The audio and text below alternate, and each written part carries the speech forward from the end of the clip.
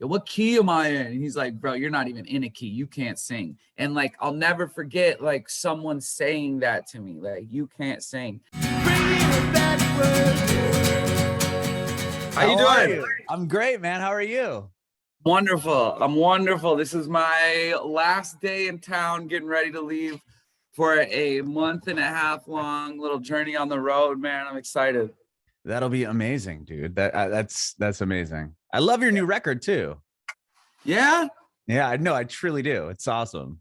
Thank you. Thank you. The new song? Yeah, the new song. Oh, fuck yeah. I love that. I love when people call a song a record. I do that too, but I can never tell if they're talking about like an album or a song. Oh, no, sorry. I be like that too. I'm like, yo, your new record's fire. They're like, my album came out like 2 years ago. What are you talking about? No. I come from the radio world, so there you go. I love that. Records. I love that. Yo, but it can get confusing for sure. Yeah, we're playing it on this tour, and like I like really like flex the musicality of it and like did some special things in it. It's really fun. It's probably the most fun to play in my set. I love that song, dude. And I appreciate you doing this. Thank you so much. My name is Adam, by the way. All right. Thank you for having me, bro. Come on. Of course. This is a podcast about you, and we'll talk about your journey in music a little bit, if that's cool. And then obviously the new record. Of course.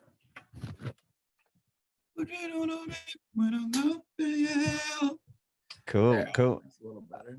Well, first off, talk to me about where you were born and raised. Cool. I am from Minnesota, Midwest boy from Minnesota. I was born on a farm in a city called Corcoran, Minnesota. That was where I spent like the first like 5 years of my life. So it was literally on a farm with no neighbors. You were born on the actual farm? No, I was born in a hospital. Well, okay, you're born in the hospital. I was like, damn. I was born in a barn. Yeah, I was born in the barn on a stack of hay. That would be so cool. I didn't know. I would definitely probably make a whole different genre of music if I was born in a barn. That's incredible. So spent like the first 5 years of my life on farm, not so surrounded by like no neighbors, playing by myself. Super living in an imagination, and that kind of stuck with me forever. Then my parents got divorced when I was 6 years old, and we moved to a suburb called Bloomington, Minnesota, where I spent pretty much like the majority of schooling life in that suburb. And then towards the end of high school, I started getting like in a lot of trouble, and my mom sent me to live with my dad for a little bit. My dad had moved to Long Beach, California. So there's a tiny bit of my upbringing that happened in Long Beach. Okay. That was probably some pretty formative years though, high school.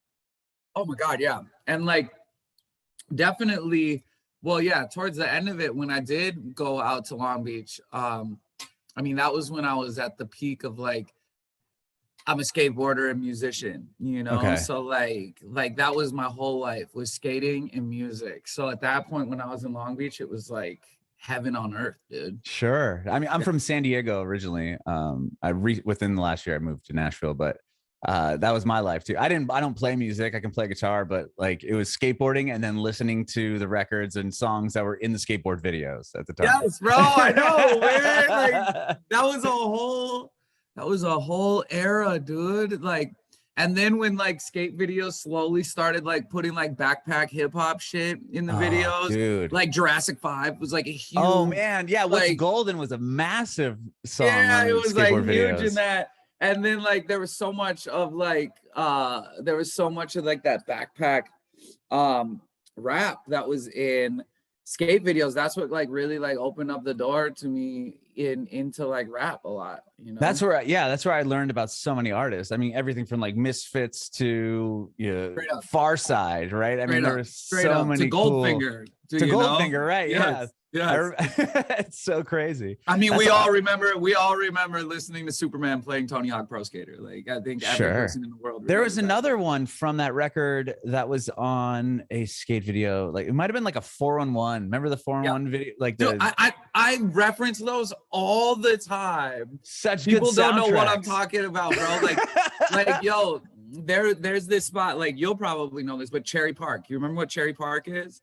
If I saw it in a video, I bet I would know. Cherry Park is in Long Beach. Okay. Okay. I don't think it's a thing anymore. I'm pretty sure they demolished it. But Sure. like Like most awesome spots. every 411 had a section of Cherry Park. And so my whole growing up, I was looking at this place, and then all of a sudden, like, I got to skate it every day. It was so crazy, bro. That's so cool. That is so cool. Yeah, Nothing to Prove. I remember that was in a 4-on-1, and I'm like, who is this band? And then I there you go. Yo, yeah. long live the skate video soundtracks. Like, changed the game, dude.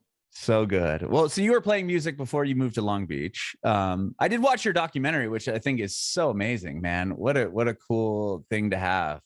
Man, thank you. I'm in like a tennis match with myself of like, especially right now. I don't know what's in the atmosphere, but I'm in like this tennis match where I'm just like, fuck, did I like overshare? Like, I just feel it's like so important. When you're entering an area of something that causes some kind of fear, I feel like you're usually headed in the right direction. And like sharing that much of your life, especially especially when people put it on you that like you're not supposed to release a documentary about yourself until you're like fucking 90 years old or dead or something. That's like typically been the world that we live in. So I just feel really good because the feedback that I get from that thing is like down to obviously like my core fan base that has seen it. I think they definitely have taken something from it, but also just like my peers in the world of being an artist. I think like so many artists hit me up about that, and they're like, dude, I just got re-inspired to do this by watching that. So I feel really good about it, bro. As scary as it is to like have all that information out there, there's a reason I did it, and there's a reason I wanted to do it. So I'm just like going by that and floating by the winds of that right now. Yeah, I mean, it was definitely a vulnerable move for sure, but I mean, the whole documentary is so good. Just watching it, I was able to relate to so much stuff. Like I love the part where you're skateboarding and like you just do like a 180 off this like little ledge/ramp and like you fall. I think your sister's talking about it. Like he still skateboards in the house to this day, and I'm like, dude, that was me as a kid. Yes, straight up. Like, I think that's so cool. I mean, I know, like I said, you did a fantastic job on the documentary and everything you're doing. But I love in the video you're talking about how you played this talent show. You played Adam's Song, right? When you were in 8th grade, I believe. Yeah. Was that the first time you had ever played like a show in front of people?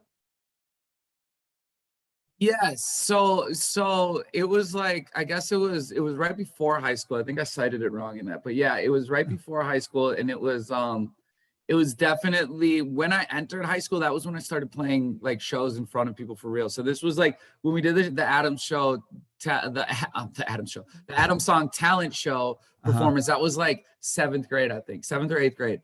Okay. And yeah, that would have been my first official time playing drums in front of someone. Yeah. Wow. And did you start on drums? Is that the very, very first instrument you learned? Well, I had a guitar my whole life, and I am now that I get older, I'm definitely more open to like entering the side of my brain of being able to be taught by someone in the room. But as a kid, I was super walking the path of being self-taught. And like, if I couldn't see it and make it out visually about how to do it, like I'm such a visual learner. If I couldn't do it, it wasn't going to click for me. So like I had a guitar forever. I always was like staring at it, being like, I'm going to figure you out. But, just watching someone do this, super hard to figure out. Yeah, when you look if you don't know the notes, you can't figure out exactly what they're doing. When you look at drums, you're like, okay, you're hitting these things, it's such a visual thing. So essentially, yes, drums would be the first instrument that I like dove in on. Like I held a guitar many times in my life, but it just never clicked, When did you start trying the guitar? Was that much later?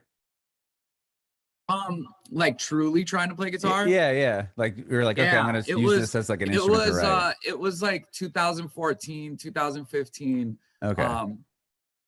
When I there's a really funny story. I was actually in the desert. I was in Joshua Tree creative directing the album General Admission for Machine Gun Kelly. I was like doing creative direction for the booklet, and there was a guitar on set, and this was in my super crazy days of substance abuse, we'll just call it that.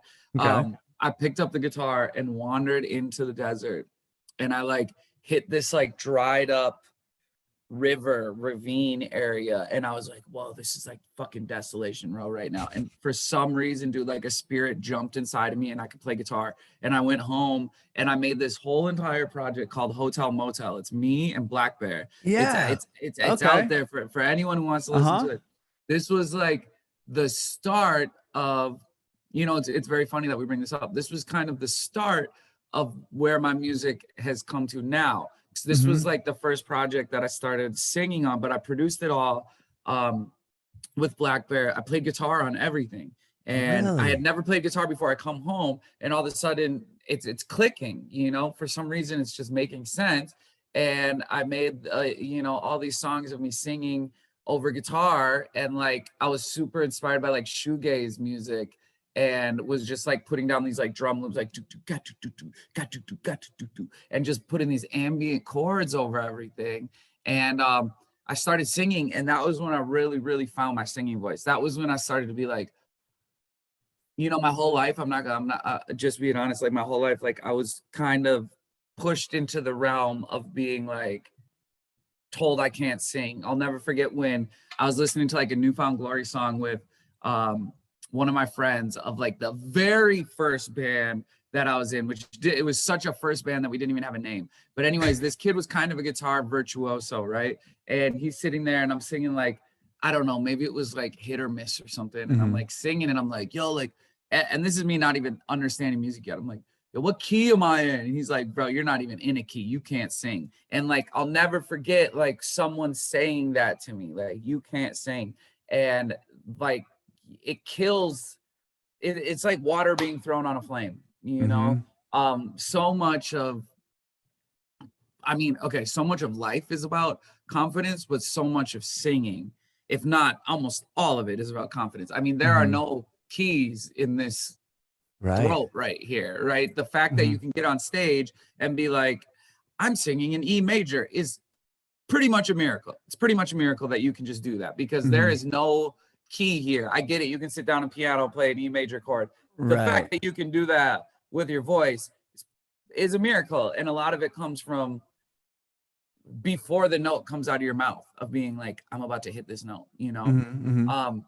So that's interesting to just to comment on that real quick. Well, first off, it's wild to think, I mean, it's human nature, right? I mean, that kid or whoever said that to you, like, that's such a deep cut, right? That you're even remembering it now and you're like, ugh, and like that kid probably has no clue he even said that to you, right? I mean, that's so, it's bizarre, like how you can take these little things and you're like, like, and I have things that have been said to me like that too. And it's like, well, it just blows your confidence, and something maybe you thought you could do. And then you're like, oh, well, I guess I shouldn't even try. Human condition, like you said, it's really strange how like you can carry these things with you your whole life that like people have no idea. And, you know, a lot of them will be like, dude, I'm so sorry. Like, like, I didn't even mean to do that. If I would have known you were going to be carrying this around with you, like, yo, I have this saying, like a lot of my new album that I've been working on. When I go into a new project, I like to have, if it's not like the album name telling me it, I like to have like a phrase that is telling me what the album is about. And like this whole album has been about like trading the suitcase of trauma for a toolbox. And it's like so many people carry this like suitcase filled with trauma of all these things over the years, and you're leaving the house every day with this suitcase filled with all this trauma. And it's like, I'm trying to trade that suitcase for a toolbox and figure out, have all these tools with me of how to maneuver in this world, you know? And like that is exactly like, you know, I mean, just, I'm going off on a tangent, but just like you said, like, you know, we carry around so many things that essentially, you know, it's kind of reverse engineering. It's like, yeah, those kids, if they had any idea that it would have meant that to you, you know, they would have never said that. Well, then there's like the other beauty where it's like, you know, that comment kind of, as much as it put out the flame, on the other side, it lit the flame too. Sure. Now you're going to prove like, your point. You prove them wrong. Oh my God. I mean, so much of, look, man, the word revenge has been horribly misinterpreted and thrown through the trash. Like, so I'll say redemption. Revenge kind of sounds negative, whereas redemption sounds a little more positive. So much of my career is about redemption and proving to maybe just that kid or the band that I was in that was like, you're not good enough to play drums for us. Like, just proving that I could make it, you know? Yeah, just having that fight and that fire in you to be like, no, I'm going to show you. You're going to tell me I can't do it? Oh, now I'm going to definitely do it, right? Yeah. And it's with the voice too. My last comment on that is just, it's something that you can't change about yourself. You know what I mean? Like if you suck the guitar, you could spend the next 6 months religiously trying to learn how to play it, and eventually you might pick it up. But if somebody's telling you, you know, you can't sing, then it's like, oh, like, ow, that's like my voice that I use all the time. Like, how do I change that about myself? You know what? That's why I like in this generation, you know, as we get, every generation gets, for me, every year we get further away from my personal idols. So like, I try to, as much as I can, scream from the top of the buildings, like people like Bob Dylan, you know, because that is one of the reasons why I held any confidence throughout my life. Is like Bob Dylan, you know, famously was told over and over that he can't sing by people, you know, right? And this is a guy who was like, the times there are changing, is like playing, and he's so polarizing that half of the world is like, oh my God, this is the greatest song ever written. And the other half is like, I can't even get to the words because I hate this person's voice. And it's like, I've always just felt this really deep connection to that, of being like, yeah, I was told that I can't sing too. But I have something to say, you know? Right. And it also, not that he can't sing, because I love his voice. Me too. Me too. Some people don't, like you said, but it also comes down to like the song and the lyrics and the message that he had behind it. It all like held up to where you couldn't help but listen to what he was talking about. 100%. I'm curious. So you obviously play drums. You play drums in a handful of bands, and then you end up playing with a band and telling them like you won't fill in full time with them unless you get to open up. And is that where Mod Sun started, or like when did this project kind of begin? So I was in a band called Four Letter Lie, and we were assigned to a label.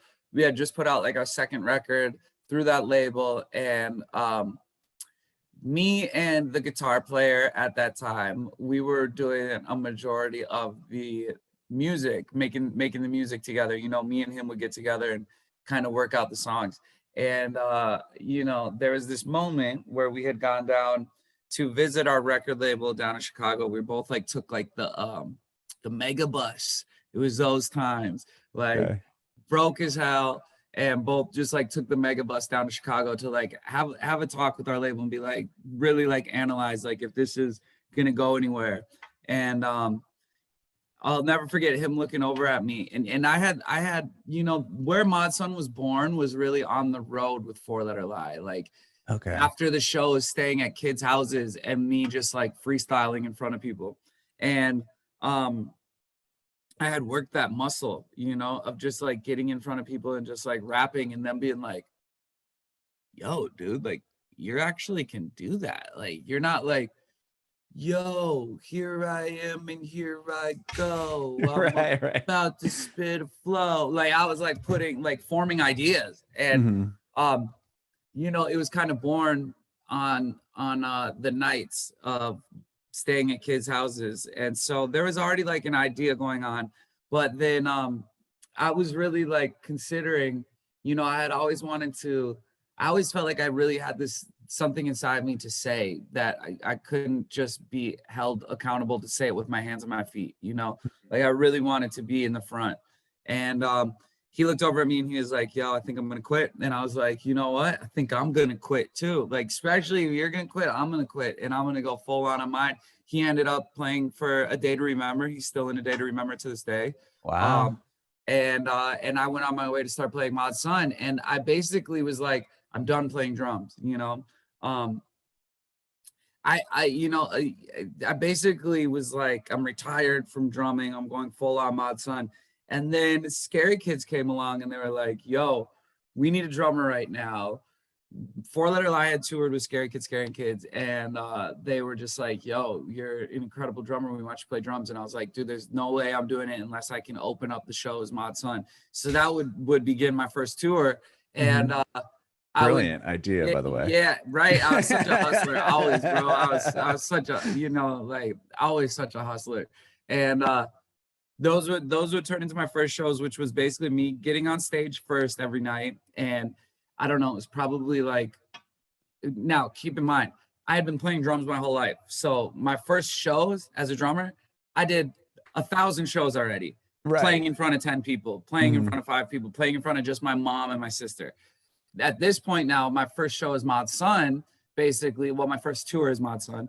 I'm playing in front of like 1,000 kids, and I'm getting like completely booed by everyone, you know? Like, I'm not even kidding, like completely booed, because I'd come out on stage and I'm like, I'll never forget it, hilarious choice of mine, but I'd come out rapping over Party in the USA by Miley Cyrus. How long ago this was. So like, I'm like, this is like Dat Piff mixtape days of rap, right? Okay, yeah. And I had like put out a mixtape and I'm like coming out rapping over Party in the USA. And it was just like 25 minutes of people being like, fuck you, literally like, you fucking suck, get off stage. And I wouldn't leave. I'd get right up in their face and go even harder. But then the craziest thing would happen is that all of a sudden I'd get up and play drums for Scary Kids an hour or two later. And I'd finish that set and run from the drums to my Mod Sun merch table. And everyone going out would be high-fiving me. Yo, I fucking loved it, man. You're actually really cool. Like, I really loved it, buying merch, all this stuff, because they saw me, you know, do this one thing that they hated and then go do this one thing that they loved. And they were just like mind fucked. They were like, I guess I have nothing. I can't do anything but like give you love and respect for doing that. So it was this crazy 4 hours every night where everyone in the room hated me. And then at the end, they're all high-fiving me. And like that just, you know, it always stuck with me that like the best advice I can ever give to artists that ask about like getting on stage or anything is like, it is a boxing match. Every boxer wants to come out, knock you out first swing, every single one.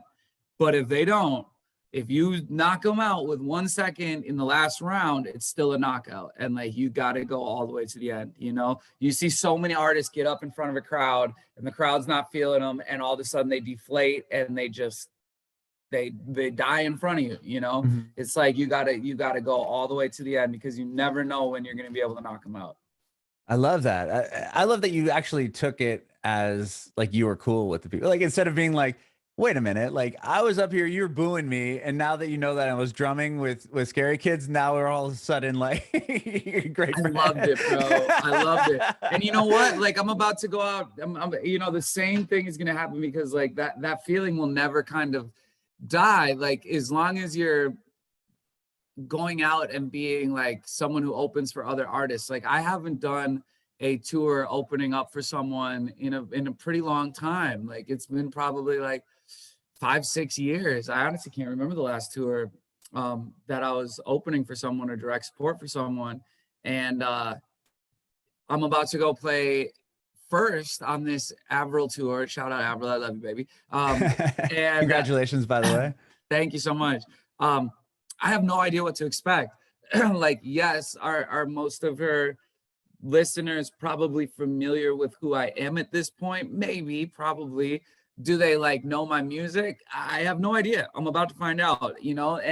But like, there's this great thing inside me that like, I just know how to be an entertainer. So I'm actually looking forward to going out and being in front of people that may not have any idea who the fuck I am, you know? Yeah. Well, yeah. And I love, like, you kind of went back to more the pop punk scene when you put out what the Internet Killed the Rockstar. That was kind of when it switched back from the hip hop, right? Yeah. And yeah. As a full project, yeah, I would say like kind of in maybe like 2018 I kind of started to make the switch by dropping singles. Like I had a song called I Remember Way Too Much. That was kind of the pinnacle, like turning point into the new era. Yeah. Okay. And are you playing only songs from that era forward, or are you still doing some of the old songs? On a headliner, I'll do like a few of the older songs, you know. Okay. I have some classics that like I would never want to deprive my listeners of, but Mhm. for the most part, like looking at the graph of my career, you know, it's been a steady incline. With the release of the last album, Internet Killed The Rockstar, it's kind of gone like this. So Sure. following that, I'm like, oh my gosh, I have like this whole new audience of listeners. So yeah, for the most part, it's a lot of just the newer music. Okay. Yeah, I was just curious. I mean, I love what you're doing. I even love the old stuff that you did, man. I'm a huge fan. And again, with the new sound, not new sound, but like what you're doing now is so cool. And I love to see this kind of resurgence of this pop punk movement happening again, like with the When We Were Young festival and just these bands that I grew up with and seeing at like a 300 club venue that are now, you know, kind of getting this resurgence. It's It's really so amazing. And cool. like I give so much love to bands like Newfound Glory Oh or yeah. Taking Back Sunday Excellent. that never actually disbanded in the No. last 10 years of it being kind of a forgotten art, you know. And now you're seeing all these bands doing like 20-year reunion tours Yeah. It's that so, I did feel this so old. that had disbanded and Right. we're like, no one's listening to this shit anymore, we're done. And now they're like, oh my God, they're back and let's go back on tour. All love to that. But I have a special piece of my heart for the bands that were like, fuck that. Like, we know what this music holds and we're going to keep doing this. So like I said, Newfound Glory, especially Newfound Glory, because they never changed a bit. Like their Uh-uh. last 4 records that came out sound exactly like Self-Titled and Sticks and Stones and all that. It's crazy, you know? Yeah, it's really cool. And it's crazy. Yeah, like I saw on Instagram or something, Thursday posted like Full Collapse was 21 years old. I'm like, God, I'm old. I will never forget listening to that shit in high school and being like, just like discovering those bands, especially those like East Coast bands that were a little bit off the beaten path of like the, you know, I mean, Thursday was definitely not pop punk, but like it was No. like the thrice Thursday Oh, Cody sure. and Yeah, Cambria yeah, era. And it was like getting into those bands and being like, oh, like I'm even crazier now. Like yeah. listening to Right. Thursday and Jeff Rickley's voice is so haunting. And you're just like, Oh, dude, I'll never forget those times, like sitting in science class and being like, yeah, I'm weird, you know? right, right. Love That's that. awesome. Well, so you said you have a whole record ready, or have you been working on like a full album? And Obviously, with yo, Rich Kids but that ruin by everything. the way, I have nothing to do right now too, so we can go along and whatever. Just letting you know. Oh, Um, really? Okay. I mean, yeah. I If didn't you want to. I was trying to. Yeah, no, dude. yeah, I I have a hard time not speaking in fucking paragraphs when I could just say a sentence. So I tend to go a little long, but I have nothing to No, do no, right now. So no, we're good. no, dude. Thank you so Yeah, much. yeah, That means a lot to me because that's what I love about doing this, as opposed to when I did the radio, where I had to shut up in yeah, like 45 yeah. seconds. Yeah, and But dude, they don't pay you in words over there, so you're trying to no, no, do they it in as don't. little as possible. So a new record, yeah, dude. I have a new record, and Well, uh, sorry, I don't want to interrupt you, but do you? Can I back up for half a second, knowing that you have a little bit yes, more time? yes, please. Okay. Tell me about, from doing the hip hop stuff, what made you like, what was the song that kind of bridged that gap and changed the sound for you a bit? And how did that all happen? Well, here's what it is. It's like I have been I'm a very big like research and development kind of person. That Mm-hmm. being said, I have a firm belief in studying all the things that came before you. So like I love the history of music and I love the history of art. And I've been studying art for as long as I can remember, probably since before I was making music. I was into art, like painters and all Mm-hmm. that. And Um, you have sick art too, man. I mean, Thank you. your art is amazing. Thank you so much. I appreciate that. So like there's a statement in the world of painting that is every 10 years you recreate yourself. And I took that into music with me, and I kind of made a plan since I was a drummer that I was like, every 10 years, I want to recreate myself just like that. And this is how I had a plan for longevity, you know? So for the first 10 years of my life, I was a drummer, you know, from age 13 to 23, pretty much I was playing in drums. I think maybe like it was like 13 to 22. So I might have ended that era just a year early. And then from 22 to like start of my 30s, I was rapping. And then I knew that I wanted to change into singing for the next 10 years. So I'd always planned that, like in a way of changing. And like, I know what I want after this era to be, you know. I want to go to my like real Bob Dylan inspired me with an acoustic guitar kind of era. But definitely my song I Remember Way Too Much is like where I felt loved for being able to sing and definitely produce, but like singing over definitely like more guitar driven. Like in the rap days of Mod Sun, I was always including a guitar because that was kind of like my way of doing something different. I always, whenever people are running this way, I tend to run that way, right? So it was like, I want to make really, really positive rap music that's focused around the law of attraction and like the secret and manifestation, all that. And I want it to sound like the roots of where I came from, which would be like derivative of guitar, some real drums here and there.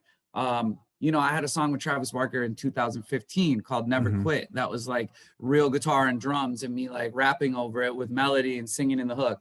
So when I did that project, Hotel Motel, that I was telling you about with Black Bear, that was when I really fell in love with my singing voice. So like, that was kind of the nudge to be like, okay, like, yeah, like I really love, like this makes me feel good, like this moves me. I always try to go with my heart on things of what moves me. And then I Remember Way Too Much totally was the turning point into going full singing. And then what started this whole album would be Karma. Like you know, me and John Feldmann, we made Karma and Bones on the same day, the first day that we ever worked together. And it was just like, yeah, it was just like, that was the moment that I was just like, okay, like this is definitely where I'm moving to. And in your documentary that you know, you're filming outside of his house and you're like, you know, what was it, like day 3 of lockdown? Were you recording with him when the world shut down? And then was that what became that record with Karma on it? Yeah.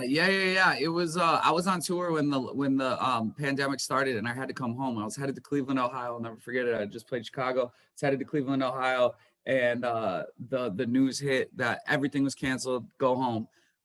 So right when that happened, I went home. Were you seeing your shows like dwindle down at any as far as tickets or people showing up? No, not at all. Not at all, because it happened just like that. It was literally like, I would say on the way to Chicago, we heard a rumor like, yo, everything's getting canceled. And we were like, yeah, right. And then after we played Chicago, it was like, no, it's done. Like, go home. It was crazy. Wow. I went home and I had this song, Stay Away, that I made right before tour. And it just so happened like, stay away from me, and I'll stay away from you. It's like fucking in that moment when the world shut down and it was like everyone stay away from each other. Right. I was like, whoa, this is fucking weird. I was like, let's drop this. So I released that song and that took off, and that was one of the reasons things started going on the upward incline. And then I did a session with this band called Girlfriends, who was also signed to they're signed to the same label as me. I recently interviewed the both of them. Yeah, Nick and Travis. I love them. I've known cool. I've known Travis for like 15 years. Really? Well, and you reminded me of him real quick. I don't want to interrupt you, but like he told me a story about when he was on Warped Tour, like selling t-shirts, selling merch. And I was drum teching for Scary Kids. That's how we met. Like Oh wow, yeah. So he would just put up a boombox and start rapping. He wasn't even like on the on the Warped Tour. we He did the was like, exact same thing, bro. We did the exact same yeah, thing. and Like use it, yeah. And you were doing that. You're like, I'm gonna open up if you want me to play drums. Made me think of him. I was drum teching for Scary Kids. So this was actually before they asked me to play drums for them. They came to Minnesota on Warped Tour and they're like, "What are you doing right now?" And I was like, nothing. I just quit my band. I'm like selling weed and rapping." They're like, "Yo, come on tour with us." I had just watched Yes Man with Jim Carrey, and I was like, "I'm gonna say yes to everything for like a month." And I was like, "All right, I'll come on tour with you."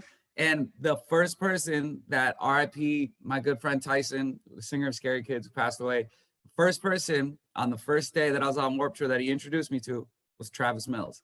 And we became friends right there. That's crazy. Fast forward, Travis Mills hits me up and he's like, "Yo, we're making an album. Come in and do a writing session with us," because he had heard that I've been writing for some people. I go in to do a writing session, which was with John Feldmann, and that is how I met John Feldmann. Was right Oh there. wow. Yeah, and John Feldmann saw me go get behind the mic and do what I do, which is kind of just from the world of rap. Like I said, I've done my 10,000 hours of freestyling.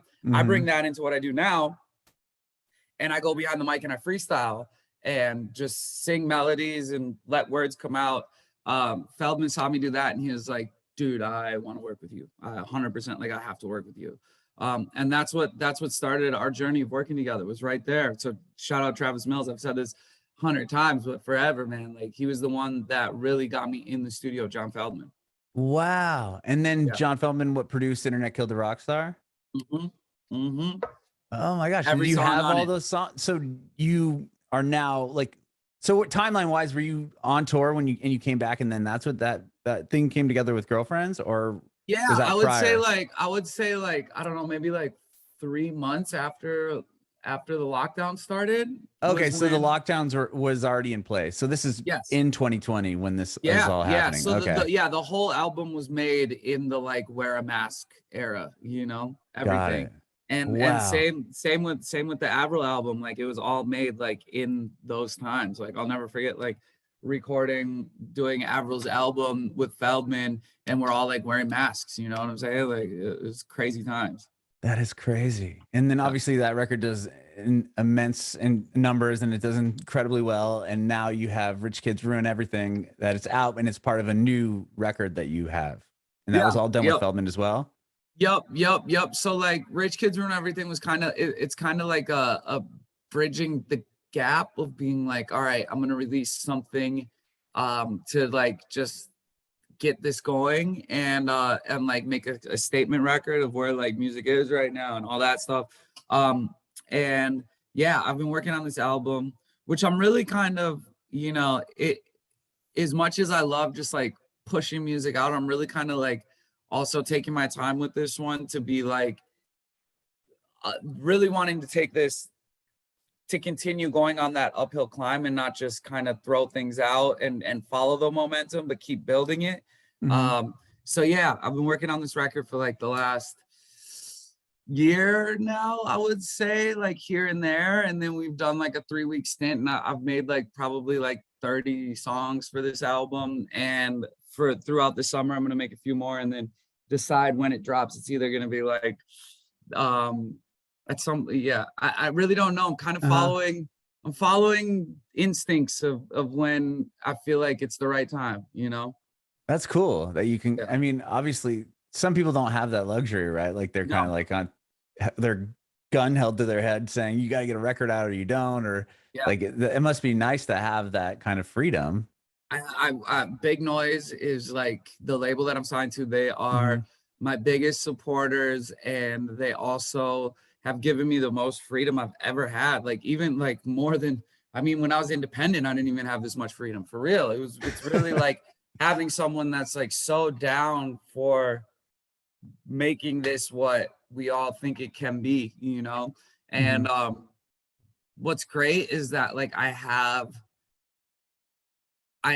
a lot of songs that I really love. I mean, my favorite songs I've ever made are on this upcoming album, but I have one that I've held for a little bit. Like I've had it for a little bit and I've been holding it for the right time, and it's finally going to come out soon. And this is the one that we're like, we just feel like it's worth betting everything on. So, you know, building up to that is kind of where my head's at, and getting that one to land at the right moment. And, you know, no one has a crystal ball of like seeing the future, but the best thing you can do is like try to give a song like this that I've held on for a while, like its best scenario. So yeah, we're working up to that. When did you write, or when was this song written? Was it something that was done years ago? Yeah, it would be years ago. This was like pre-pandemic. Yeah. Okay. Wow. Yeah. Wow. Okay. And then you obviously held it, and you just knew there was something special about it, and you just didn't want to blow it at some point, or just put it out there, or put it on the record. Just like my last record had so many amazing moments that it was like, all right, let's hold this and give it its right. You know, every song is like a child, you know, for an artist. So it's like wanting to see them all grow up the right way. And when you finally give it to the world, you want it to be at the moment that the world needs it the most, you know? I love it. I love it. What would you say it was different on this record this time around versus the first time you worked with Feldmann on the other album? That's a great question. I would just say like where my life is at is kind of, I'm the kind of artist that maybe to a fault only writes about what's currently like happening in my life. So, you know, some artists quote unquote play pretend, and they're like, yeah, I'm in a great relationship, but I'm gonna write this fucking record about hooking up with other people or breaking up or whatever. And it's nice because it's like, okay, you can go to a different place, you can be in a different place, but with this record, like, I'm really in an amazing relationship, so there's a lot of like celebrating love in this album, which I think is great, because my last album was a lot of a breakup record, you know, because that was kind of where my head was at that time. And like I said, there's this one song that I've had for a while that kind of is from a different chapter of my life. So it's a rounded record, you know, it's not just about one thing. But yeah, there's a lot of really, really classic like love songs on this one, which I think is great. Like, I think that's something that the last record was missing a little bit. I love it. And I love how you said earlier about having the trauma toolbox or you know, suitcase, and then kind of finding different tools to, you know, that was kind of the premise, as you said, or theme of the record. I think that's awesome. I just have a couple more questions because I'm curious. In the documentary, you said the first time you ever met Travis Barker, you played Adam's song on his drum set. That, again, this is just speaks to your personality, just like such a bold move. Like, you're like, you just met him, you're like, I'm gonna get on your, not only am I gonna get on your drums and play something, I'm gonna play a song that you like specifically like wrote and recorded. Was that like, I mean, tell me about that. It's so funny, dude, because like this was 2014 probably, and I'm like, we have a song together, so he's like, come to my studio, I'll record it. I'm like out in California, just to do that. I didn't even live in California yet. And I'm walking through his studio, and he has drum sets set up everywhere around. And I'm like, oh, that's the drum set from this video. That's the drum set from this video. That's and cool. He's like, okay. He's like, God damn, you really are like a super fan, dude. Like, that's so funny. And I see one of his kits, and I'm like, yo, that's the fucking kit, like, blah, blah, blah. And he's like, yeah, dude, like, what do you think? And I'm like, dude, check this out. I was like, someone told me that I couldn't play this. Like, tell me if I'm playing this right. And he's like, yeah. He's like, good job, you know? And like I did it basically because it was one of those things about like proving, you know, it's almost like I was pretending the kid that told me that I couldn't play Adam's song was in the room. And I'm like, I love that, looking at the ghost of him in this corner, like, not only am I going to show you, but Travis Barker is going to co-sign that I'm playing it correctly. Bro, exactly. Oh, that's so cool. And then I did read also, and I don't know if it's true because the internet's burned me before, that you grew up, your dad's house was next to Bud from Sublime. It was not Bud. It was an earlier drummer who maybe was playing like timbales or something, but it was his claim to fame. And he was like an unofficial member of Sublime, and best friends with all those guys. And yeah, that's who my dad lived next door to. This famous character, his name was Mark. He owned this company called Long Beach Chronic. He was like the first person that like introduced me to the world of fucking marijuana pretty much. And like, yeah. Of course. Yeah. Okay. Yeah. So the internet is wrong. And I'm like, oh, wow, that's crazy. You live next to the Bud from Sublime. But it wasn't actually him. It was another guy affiliated with their crew. Yeah. Yep. Gotcha. Right on, man. Well, again, I love the song. Can't wait to hear the song that you've been talking about, the one that you've held on to, and the record, obviously. And dude, so stoked for you for this tour. And that must be awesome to, you know, obviously tour with your lady. Yes, bro, it's like a dream. It's literally a dream come true. I mean, like for both of us to be on the road and like working is I don't know, bro. I've never experienced something like it before. So as much as I'm like, it's amazing, like I can't wait to actually experience it. And you know, I'm also just really looking forward to watching her perform, because I haven't, you know, I've seen her play a couple shows, but that's like a whole different side of someone. Whereas like I've gone on tour since we've been together, and she's been able to come out and like see me on stage, and she kind of like met me through my music. So she's kind of been there, whereas I've gotten to really know her through making music in the studio, but like I've never got to see her on stage, which is like a whole other side of someone, you know, like I can't wait to see her like do it in her element in front of her people. Like it's gonna be amazing. I'm really looking forward to it. That's cool. I never had a chance to see her live either. I'm bummed. I actually did see her perform once in San Diego. She came out with Taylor Swift when Taylor Swift did the 1989 tour. She came out and sang "Complicated," and like, as Taylor Swift was bringing someone out at each show, and I'm like, it's San Diego. Who is she gonna pull, like Jason Mraz or something? You know, like a Switchfoot guy? Or I mean, I don't know who she would bring out. And then it's Avril Lavigne, who had no tie to San Diego, as far as I know. Maybe she does, but then I was like, that just made the It was so sick. That's so cool.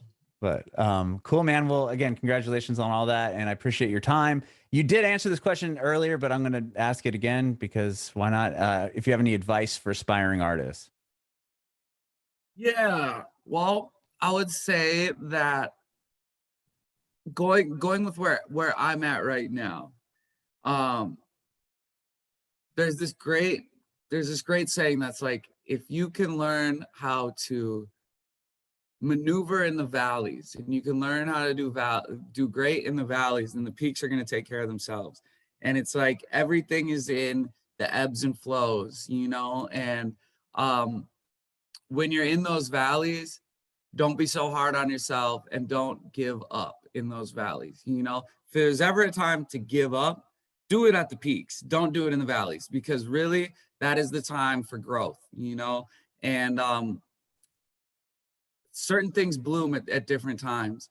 So like in this generation, it is very hard. It's a lot easier said than done, but just comparison will be the death of your art. You know, do not compare yourself to your neighbor. Do not compare yourself to your favorite artist. Do not compare yourself to your peers. Literally do this for the people who listen to you, and allow them to enjoy what you do, and allow them to take you to the next level. You can't really force yourself to the next level. You have to do this from a pure place, and allow the people that love you to take you to the next level. You know, word of mouth is a motherfucker. It'll really work, you know, and you just can't force this shit, man. You just have to do this from a pure place. Bringing it backwards.